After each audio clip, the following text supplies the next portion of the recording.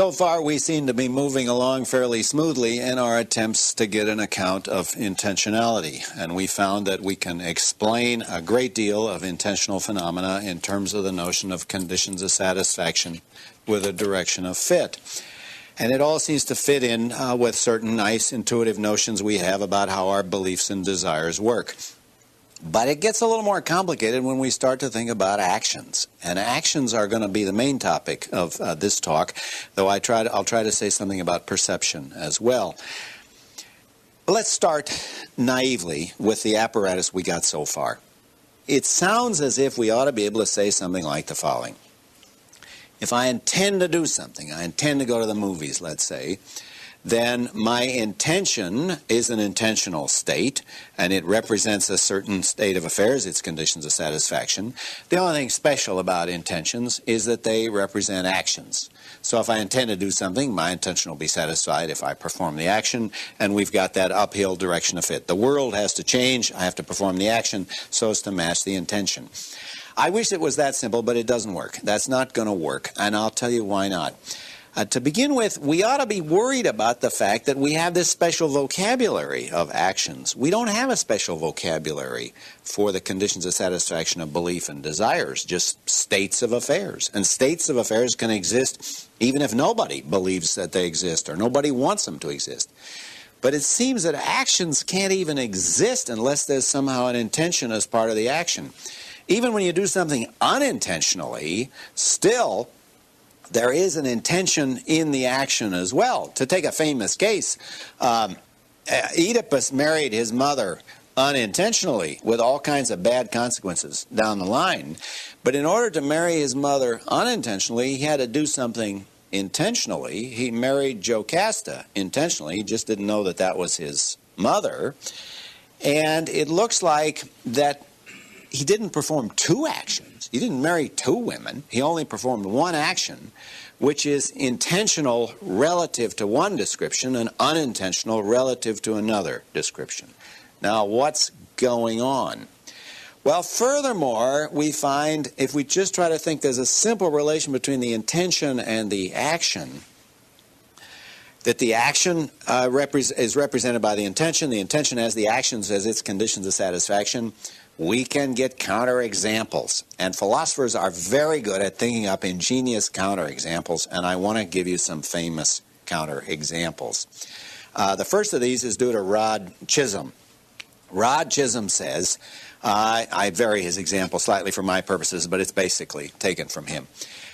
Suppose that Bill intends to kill his uncle. He's got an intention to kill his uncle.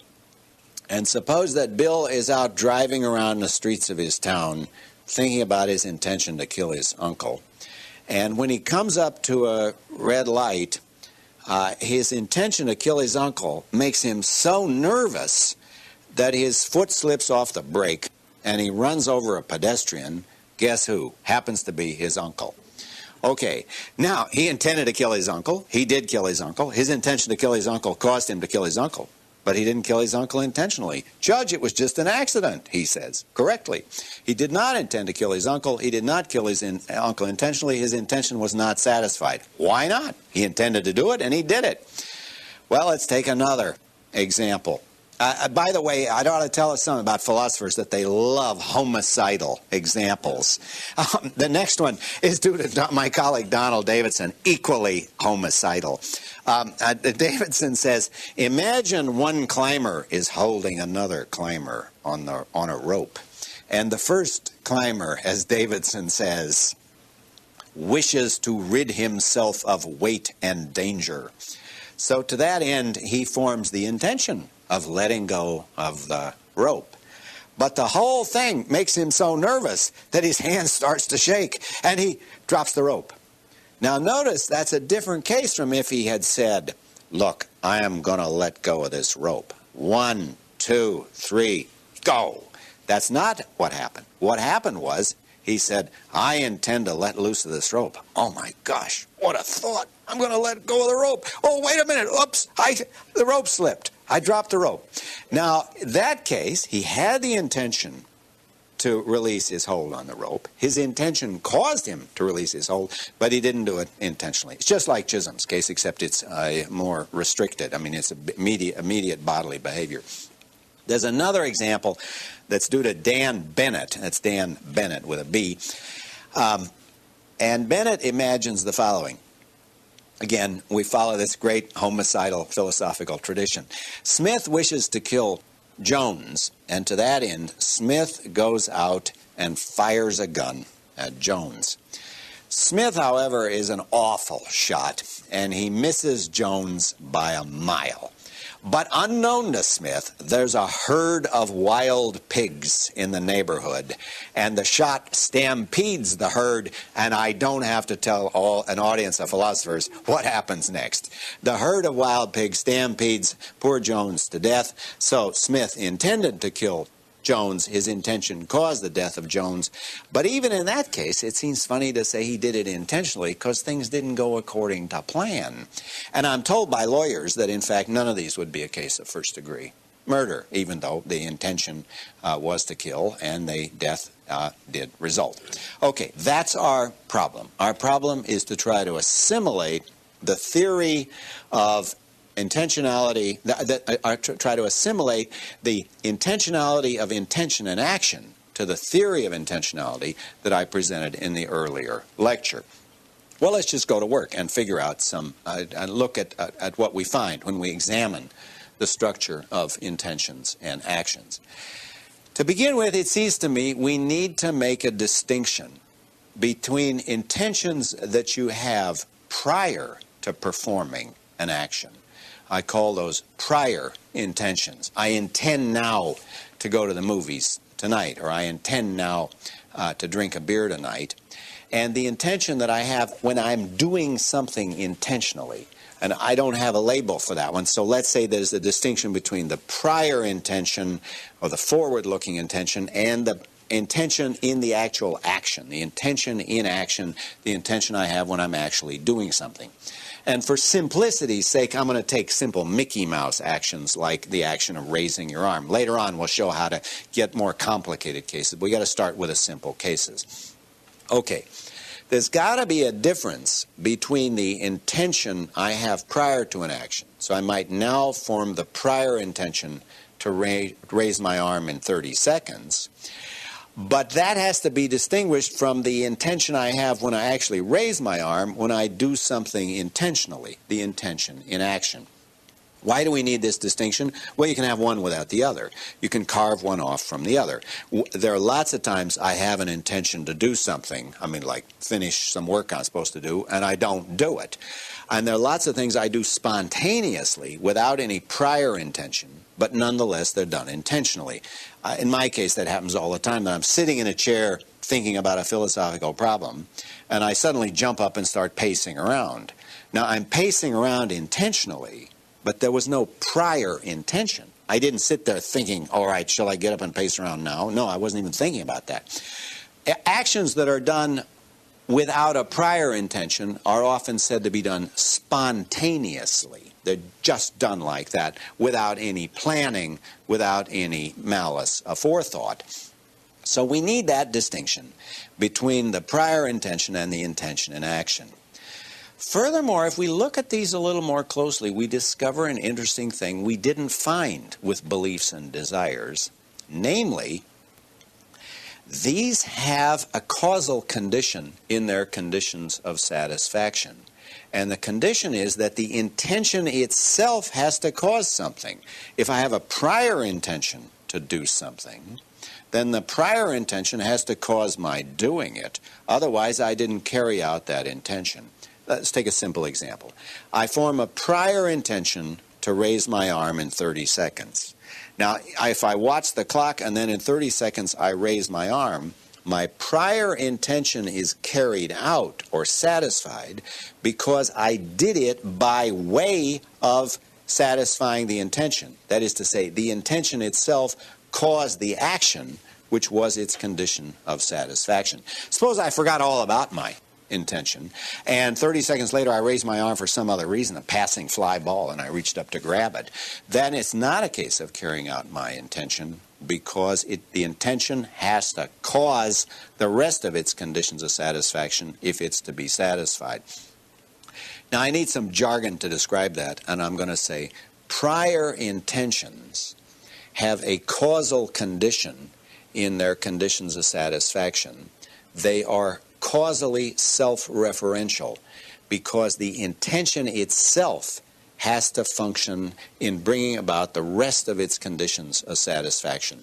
This is an old feature that's been noticed as far back as Kant, but this piece of jargon, the expression causally self-referential, I think was first coined by Gil Harman, and I use it a little bit differently from him, but I want to get the basic idea is that the intention is satisfied only if the intention itself causes something to happen, and that something is the rest of the conditions of satisfaction.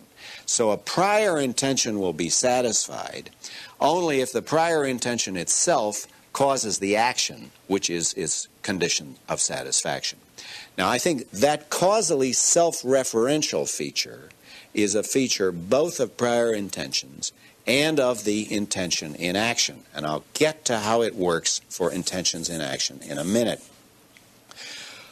Okay, now if we actually look at ordinary human actions, I mean, we're taking these simple cases, it seems to me we need to distinguish within the action, and confining ourselves for a moment to the simple bodily actions like raising our arm, it seems to me we need to distinguish in the action itself a intentional component, a mental component, and a bodily component, a bodily movement. So if I intend to raise my arm and I then carry out that intention, the prior intention causes an intention in action, the action itself will consist of two components.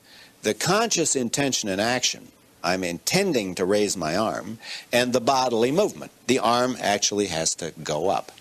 Simple human actions contain two components, a mental component and a physical component, if you'll forgive me the Cartesian vocabulary for 1 second, or an intentional component and a bodily component.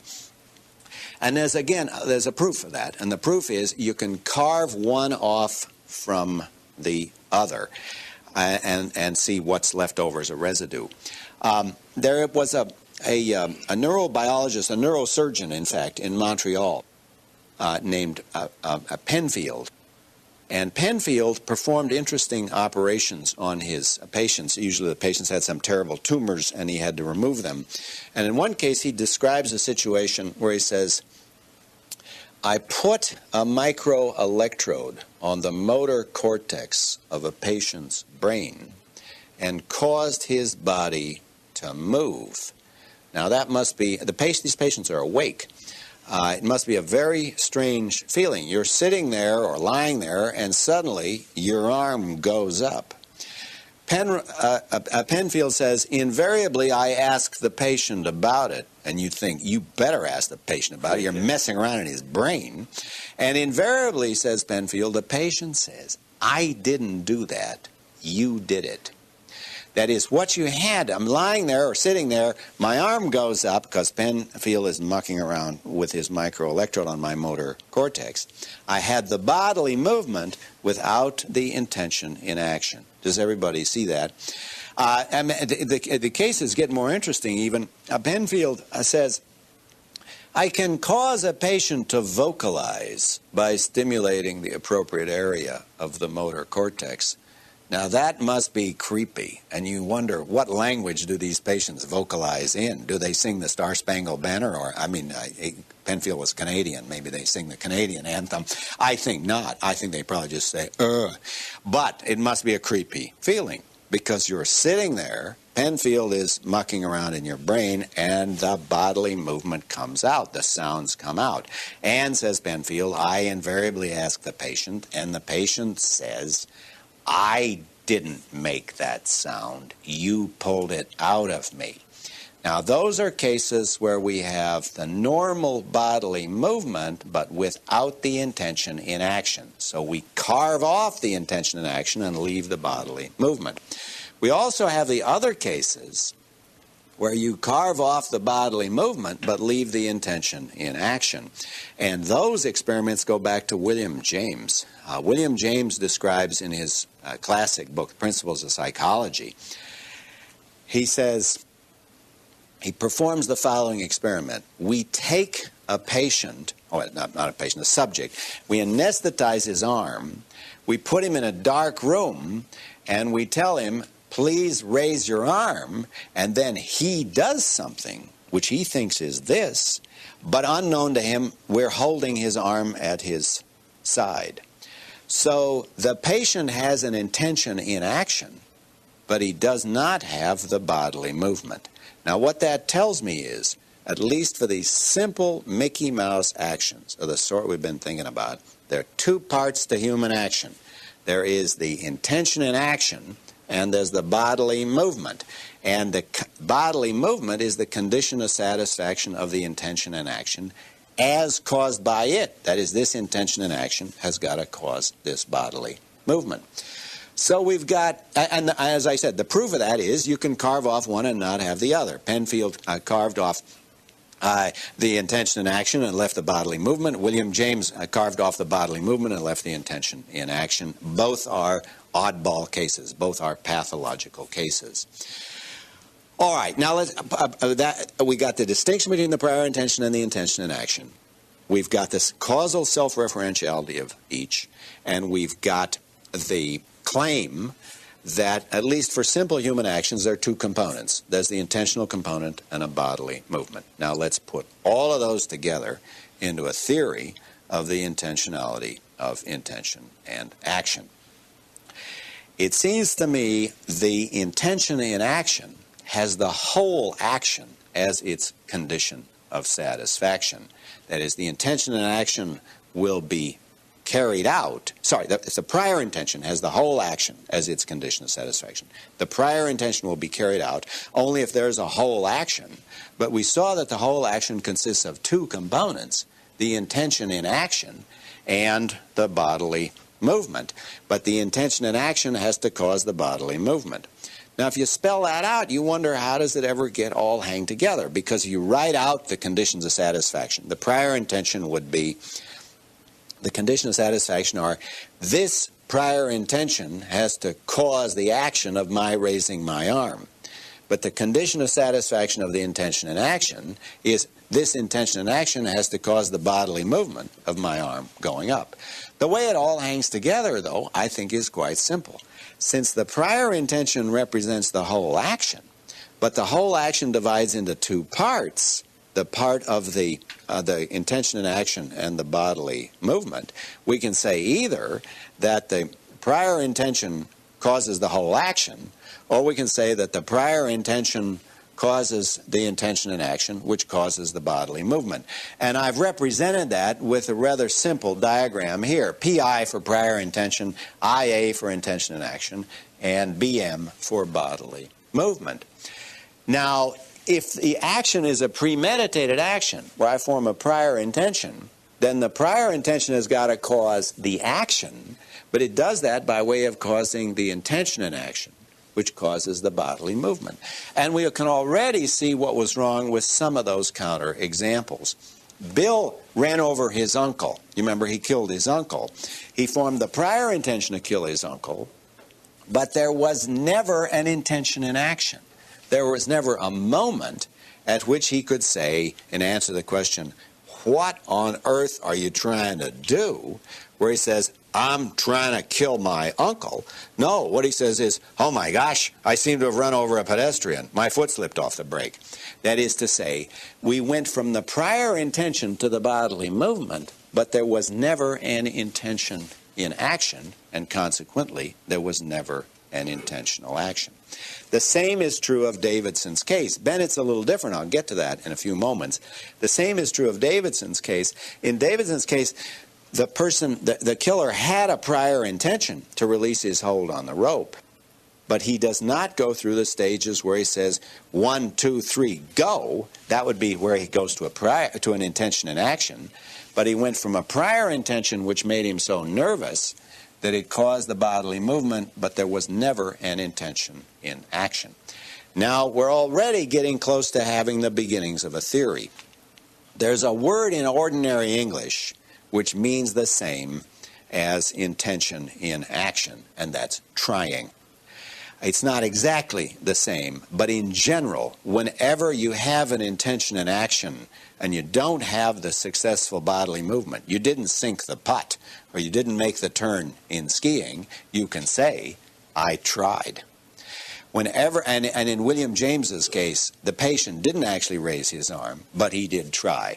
Whenever there is an intention in action, there's a trying, and then the trying will be successful if the causally self-referential condition is satisfied. That is to say, if the intention in action actually causes the bodily movement, which is the rest of its condition of satisfaction.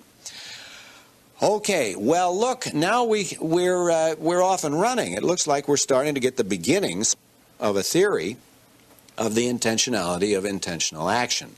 However, all we got so far are these Mickey Mouse cases like raising your arm. What we want to get is more complicated cases. I mean, how about starting a revolution or writing a book or doing something more interesting than just raising your arm or scratching your head? Well, to get going on that, let's following this great philosophical tradition of repressed homicidal mania, let's take a homicidal example, and I'll take one that actually occurred in history. You remember how it happened. It was in Sarajevo in 1914, and these bewildered group of radical students decided they were going to try to assassinate the Archduke Franz Ferdinand and his consort. And one of them, Gavrilo Princip, went off to try with his revolver to try to assassinate the Archduke. But he, in the usual way, everybody got mixed up, and he never found the Archduke. And he was going home disconsolately, according to the standard textbooks, when the Archduke's driver got lost in the back streets of Sarajevo, and he had to go into a side street and stop the car to try to turn it around.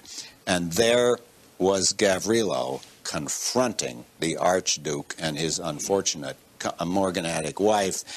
And so Gavrilo then performed the deadly act. Now, suppose we try to explore Gavrilo's intentionality in the form of his intention in action. And you remember the way you get at that is you ask him, Gavrilo, what on earth are you trying to do? Or what on earth are you doing? That gets at his intention in action. Now, it seems to me there is a kind of sequence of things that he can say. He can say, I am pulling the trigger, I'm firing the gun, I'm shooting the Archduke, I'm killing the Archduke, I'm striking a blow against Austria, and I am avenging Serbia. All of those are parts of the conditions of satisfaction of his complex intention. Now notice there's a lot of things that went on up here that happened that are not part of his intention and action. We know that he caused a lot of neurons to fire. We know that he secreted acetylcholine at the axon end plates of his motor neurons. But unless he's some kind of medical student, when we say, Gavrilo, what on earth are you trying to do? He doesn't say, I'm secreting acetylcholine, get out of my way. No, that's that's prior. That's at a level which is before he ever gets started. Furthermore, there are a lot of things going off here on the side. He's moving air molecules in the back streets, and he's making a lot of noise. And there are a lot of things that happen down here afterwards. He started the First World War. Some people will tell you that he caused the Bolshevik Revolution. We know that he made William II, the Emperor of Germany, very angry. We know that he ruined Sir Edward Grey's summer season in London. I mean, that was just, Grey was the British Foreign Secretary, and that was the end. He never had a decent party after that moment. So he ruined, but Gavrilo couldn't say, well, I'm ruining Edward Grey's summer party season, or I am angering William II, or I'm starting the First World War, because those were not part of the intention in action. We know that he made holes in the upholstery of the car. The car, by the way, you can see in Vienna. It's on display. Marvelous car.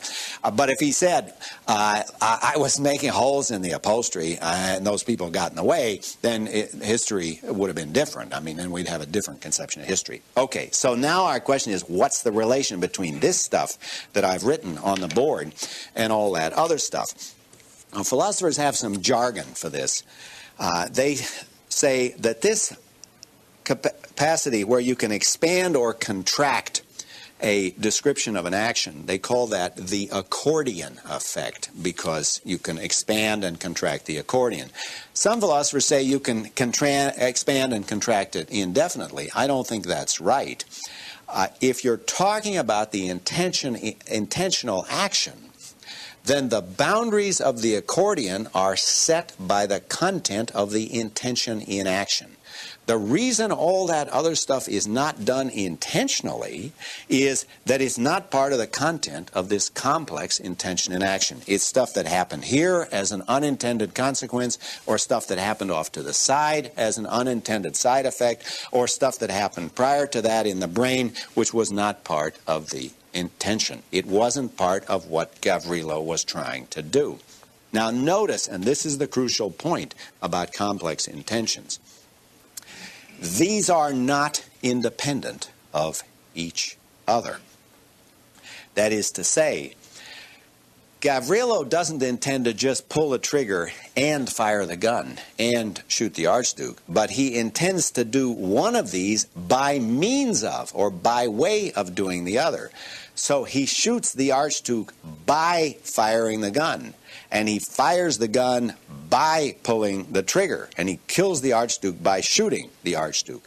There is, I believe, a break that comes here between the death of the Archduke and striking a blow against Austria, because all of these are causally related. The pulling of the trigger causes the firing of the gun causes the shooting of the Archduke, the shooting causes the killing, or at least it causes the death. But here you have a constitutive relation. Killing the Archduke doesn't cause a blow to be struck against Austria. In that context, it just is striking a blow against Austria.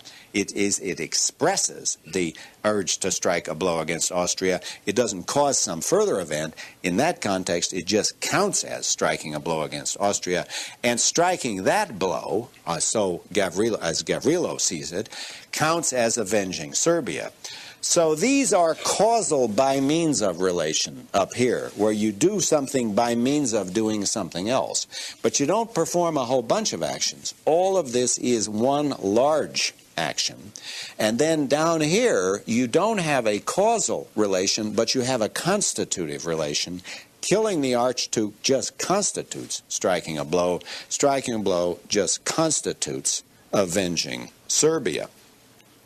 All right, so what we've done then is give a simple account of the relation of intentionality and action in such a way that we can show that the intentional content of the action is always given by the intention in action, is given by the intentional content of the intention in action, and that can be as complicated as you like. It consists of a series of cases where you do something by means of doing something else or by way of doing something else. And in general, it seems to me those will be either causal or constitutive. I don't want to say those are the only kinds, but those are the two most favored kinds.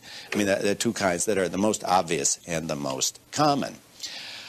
All right, now with that in mind, then, let's go back and see how we deal with the puzzles that we begin with. We begin with three puzzles. Why should there be a separate vocabulary of action? We don't have a separate vocabulary for the intentional content, for the conditions of satisfaction of beliefs and desires. And furthermore, why does there seem to be a special connection so it doesn't seem to even have an action unless you have an intention? And third, how do we deal with the counter examples? Let's start with the counterexamples. Let's take them first. I already briefly answered the Chisholm and the Davidson counterexample. In each case, there was a prior intention. The prior intention caused the bodily movement, but the prior intention was not satisfied, and there was no intentional action because there was never an intention in action. There was no point at which the killer could say or think, I am now killing the victim. What the killer thinks in the case of Chisholm's example is, my foot has slipped off the brake, I've run over a pedestrian accidentally. And in the Davidson example, it's, oops, I have let the rope slip even though I didn't intend to do so. So the reason that those counterexamples are counterexamples to the claim that any bodily movement caused by a prior intention is an intentional action is that that claim is false. The correct claim is that an intentional action must always contain an intention in action. Indeed, any human action is any event that contains an intention in action. If it is a successfully performed action, then the intention in action will be satisfied and the act will be carried out. The second claim, the second question, the third example that we were dealing with was Bennett's case, where Smith went to try to kill Jones, and he did fire the gun. He did have an intention in action, but he did not perform an intentional action of killing Jones because he didn't hit Jones with a bullet.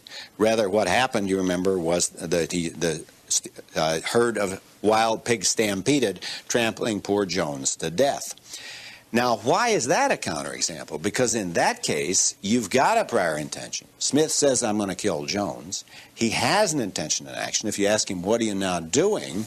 And he pulls the trigger. He says, I'm now killing Jones. And he does kill Jones. He produces a bodily movement that has the death of Jones as a consequence. Why isn't that an intentional action? That case is closer, by the way, than the earlier cases, because we do have an intention in action.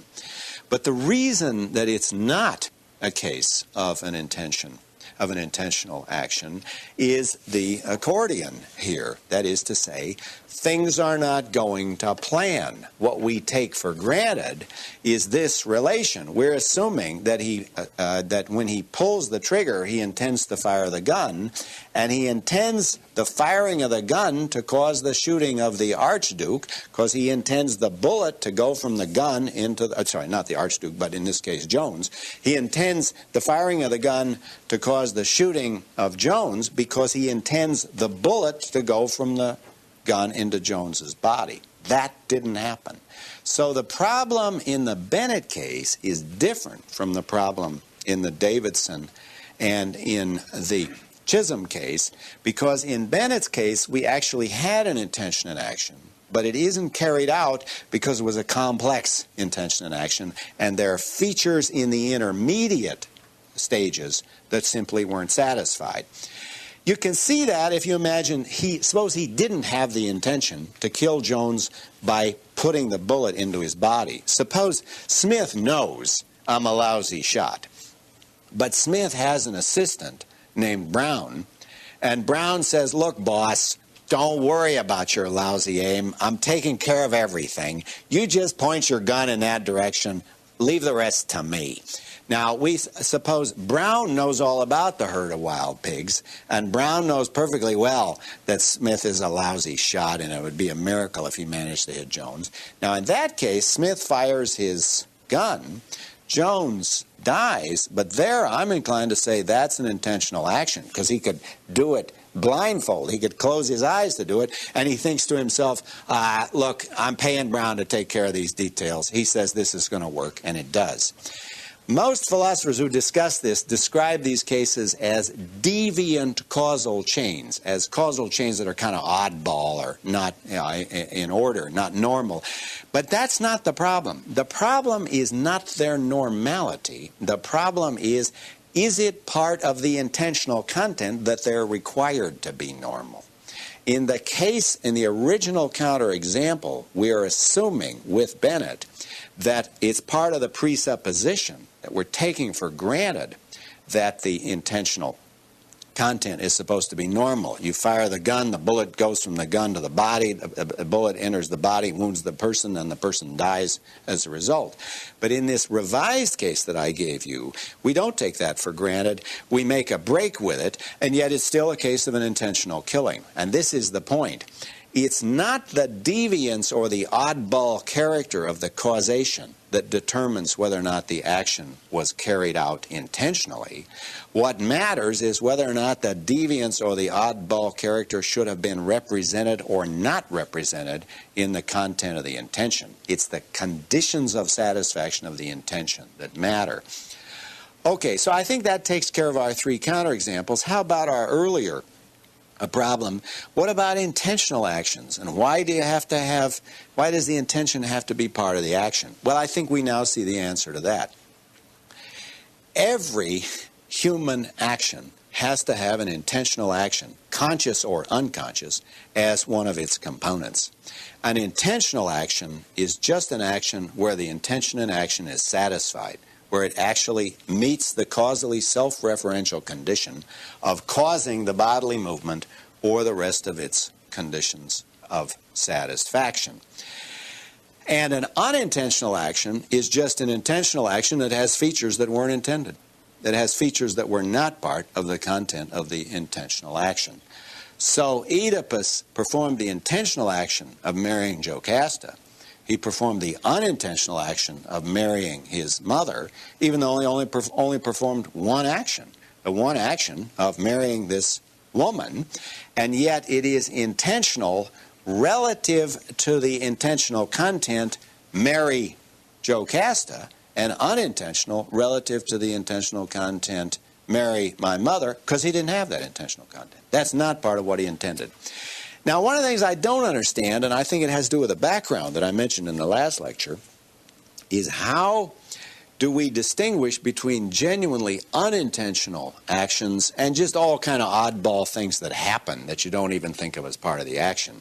So when he married Jocasta, he moved his elbow in relation to the North Pole, or altered his gravitational relations to the moon, but he certainly wasn't thinking about that. Those are just odd side effects, odd consequences.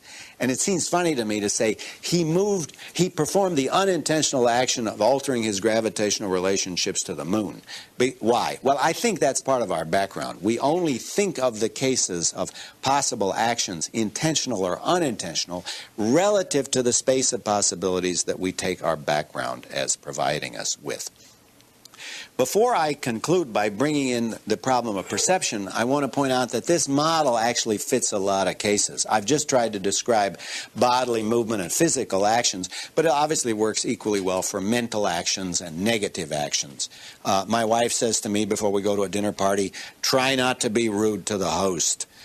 Who, me? Rude to the host? And I then perform the negative action of having a prior intention, don't be rude to the host. I'm trying not to be rude to the host. Okay, sometimes I succeed. That's a case where you have negative actions. Sit still is a negative action. Or you can have mental actions. Form a mental image of the Eiffel Tower. Yeah, there it is, over there on the right bank. And those are cases where, again, you have an intention and action, only it's not a bodily movement this time, but it's the formation of an image. So I think this account gives us a perfectly general account. Now, there's one thing I've said that's slightly unrealistic, and that is I've said all of these are part of the content of the intention and action. But as we get more skillful, we're assuming Gavrilo is kind of a beginner, and he has to think, oh yeah, that thing's the trigger, I got to yank on that. But if he's skilled with this, he might just think, shoot now. The level of the intention will rise to the level of your background skill.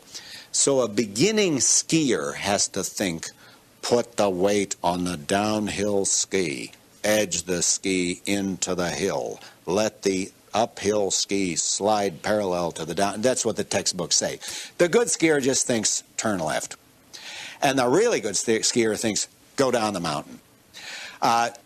if you listen to what ski coaches say before a race, you'll see which parts they're getting at, what they take for granted as a level of skill. They don't say, now turn when you get to the red gate. If they have to tell you that, you shouldn't be in a race. What they tell you are things like, stay close to the gates in the flush, and when you get to the flat, keep your speed. Hold your speed in the flat part of the course. Now, that's the kind of stuff they tell you. By the way, there are interesting differences here. You see, when I was coached by American coaches, they go for details in here. They want to be in all the details of the intention and action. So you say, after you get down the course, you say, Coach, what am I doing wrong? And a coach will say, well, your left elbow was out a little too far there. And I'd like you to make the shift from weight from one ski to another a little less abruptly. Do the foot to foot more smoothly. But Austrian coaches, you ask the Austrian coach, Coach, what am I doing wrong? What should I do different? They just say, schneller, go faster. Yeah, but Coach, what about my elbows? Schneller. Just go faster. Now, in a way, I thought, well, you got a bunch of dumb Austrian peasants. What do you expect? But in a way, I think they were probably right. The right way to acquire any skill is not to worry too much about the details, but just get your body to do it. Let the body take over so the intention and action will rise to the level of the background ability. Now, the temptation is to wonder, well, how skillful can we get? I mean, could we get so skillful at life that we just thought, well, all I need to intend to do is flourish, just live, flourish? I don't think so. We're never going to be that skillful. You've always got to be able to make your way with conscious intentions, but the more skillful you are, the higher the level of your intentionality, the more stuff you can just take for granted. I want to conclude this lecture with what I promised I would talk about, namely at least at a preliminary level, a theory of perception. And I want to say the stuff we've been saying about prior intentions and intention and action carries over to perception and memory. The only thing is you get a different direction of fit. My intentions, prior intentions and my intention and action have the world to mind direction of fit, because the aim of intentions is to change the world. I form the intention to lift my watch, and I lift my watch. Then the world changes to match the content of my intention. That's the world to intention direction of fit, and it has causal self-referentiality. But now suppose I look at my watch, then it seems to me we've also got the causally self-referential feature, because the watch's being there has got to cause my experience. But the direction of fit is different.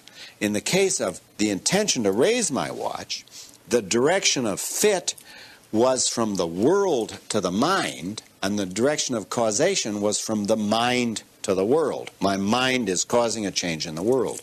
So the arrows are going in opposite ways there. That is to say, it's the world to mind direction of fit, mind to world direction of causation. But now suppose I look at my watch, then again I've got causal self-referentiality, because the watch's being there has got to cause my experience. So I have the world to mind direction of causation. I've got this uphill direction of causation, but I've got the mind to world direction of fit, because if I see the world the way it really is, and thus my perception is satisfied, it can only be because the world actually is the way that I see it. That is to say, my perception matches an independently existing world. Now, this is a deep thought, and I want to leave you with it at the end of this lecture, and that's this. There is an exact mirror image parallelism between the structure of cognition and the structure of volition, between the structure of perception and memory on the one hand and the structure of prior intention and action on the other. The aim of perception and memory is to represent how the world is or was in the past, and thus they have the mind to world direction of fit.